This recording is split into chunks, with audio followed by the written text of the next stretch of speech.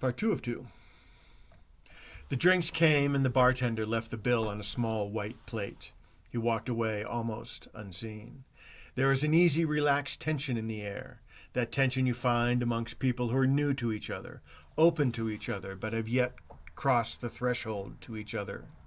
The silence around the table was only broken by the sighs of polite smiles. We were all new to this. The Camino family was something unfamiliar, a real fellowship yet undefined. But no one spoke. Some staring across the table, others looking absently interested in the cobblestone streets under the table. I took a long draw from a fresh lager beer. The foam saturated my mustache, only to be wiped up with a quick scrub from the cuff of my shirt. The moment hung there for a moment, and John finally broke the silence. "Can I ask you a personal question?" he said, leaning forward with an amused smile. "Can you tell me," he continued unabashedly, "what it is with Americans and peanut butter?" He leaned back, his hands held out, palms exposed, making the just saying gesture with his shoulders. He settled back into his chair and took a sip of his beer. "I mean, the stuff is disgusting." The Danish girl turned to me, nodding her head, a sour grimace on her face. She smiled and laughed it away, putting her hand on my arm. "I've never had it," she said. I looked down at the table, and the conversation had begun about peanut butter. Some had tried it, others not. The French couple at the end of the table kept saying, "It's not food, it's crushed peanuts." "Aw, man," I groaned. The others at the end of the table started pounding on the table. "Peanut butter, peanut butter, peanut butter." In 5 languages, it sounds really surreal. I had come 400 miles to the middle of Spain to walk a pilgrimage looking for redemption. I saw myself walking with a stick, gourd of water hanging from a rope, swinging freely as I walked, thinking and forgiving myself as piously as one man can when you're forgiving yourself. They all were here to be exercised on the Camino. A place to leave things behind and a place to find something new, and a great reason to get a tattoo. John stood and quieted the people and turned to me, slouched in my chair, the beer glass empty in front of me. John looked down at me. Who was this American, he thought. He's sitting here covered in red dust, clothed in worn nylon pants and shirt, his sunglasses propped on his head and the profile matching the raccoon eyes below. He wore a curious smile most days. He had just met the American yesterday at a cafe in the square. They sat at different tables next to one another. An easy conversation began, and the 2 tables were pushed into one, and an hour later we were all there. The Italians, the Koreans, some young, some old, many new retirees finally traveling. We were all gathered together, talking, all because 2 guys said hello. "Give us a speech, Uncle."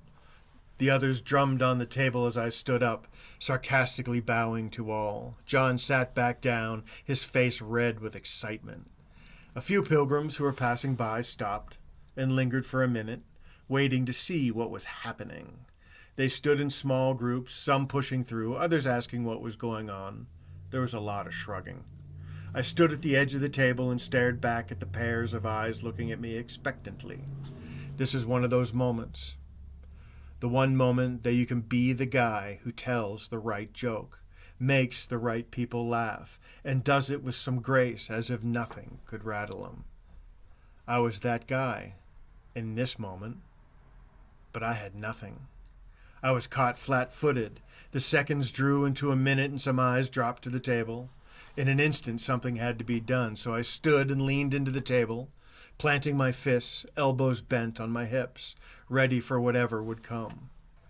One of the Italian girls looked up from her phone, her fingers still typing the last of her text, her thumb sledding over the send button with an audible swoosh. Sound of another packet being sent into the ether. "Now," I said with a slight drawl as I stood straight, puffing my chest. "You can't mess with a peanut now, y'all," I said, lifting my chin, looking down my nose at the table. But I had nothing, just a single moment to hang there until the lofty setup expired. One of the Italian girls at the end of her table picked up her phone and quickly thumbed a text. the swoosh announcing its departure, and the ding, its arrival. I had to say something. The text came into Eva's phone. The screen lit up as she leaned into the message. She smiled. It was her friends Lucia and Tito from last night. They were out late being naughty pilgrims, drinking and carousing into the morning. But Spain was like that in the summer. The American guy was playing the fool, and an old fool at that, at the other end of the table. He had everyone's attention, or at least some. She knew the two Korean women who sat quietly next to her, their large sunshades tightened around their chins, didn't speak English. She looked around the table and smiled, realizing that most of the people at the table had no idea what was going on, but just sat there, bemused. She didn't know what they were talking about. She didn't really care. Another text dinged in, and she smiled and turned in her chair. Eva! Eva stood up, knocking the plastic chair to the cobbles. Lucia! Her arms outstretched, they ran screaming to each other, hugging and tucking quickly in Italian.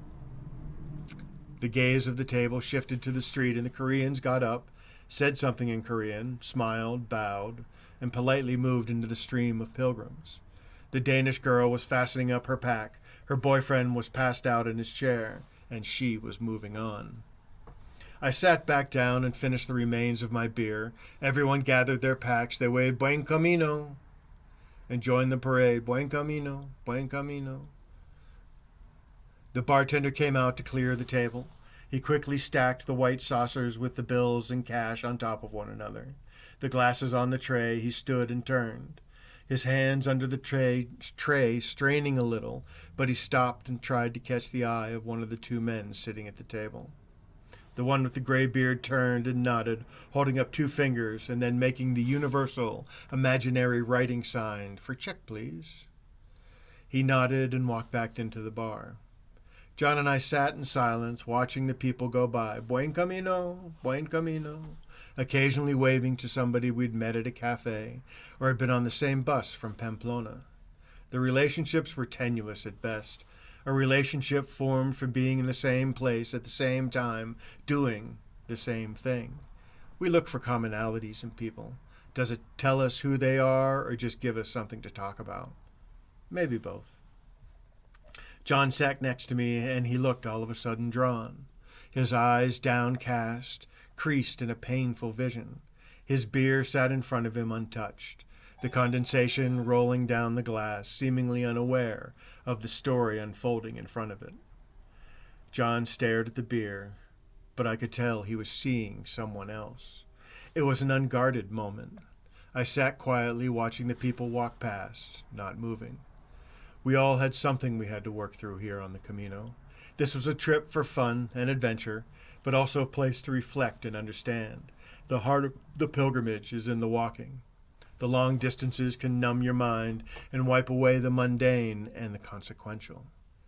Day after day you test yourself in the present. At the time when the sun and the wind and the rain propel us forward, sometimes ponchos flapping in the wind, disappearing into the mist, making it to the end of the next stage. I finished my beer and set the glass on the table. It was time to go. There were still 9 miles to the next stop, and the approaching night coolness was blowing in. I picked up the white saucer and looked at the bill. I could see the bartender sitting on a stool reading the paper. I stood up and stretched a big yawn and growl and introducing me to the rest of the day. I looked to John. I'm going to get going. We're burning daylight. He didn't move. The brandy was settling in for the duration, mixed with something else that lent to his dour energy. He sat there like a man listening intently to someone who isn't there. I paid the bill and tipped the bartender, who tried to give it back to me as change. John was standing at the table, a little sway in his step. I could see that the earth was tilting under him. His hands found the edge of the chair, and he sat back down with a groan. He started to fiddle with his pack, and he stopped. He looked at the wine-stained cobbles and drew a deep breath. My wife died, John said.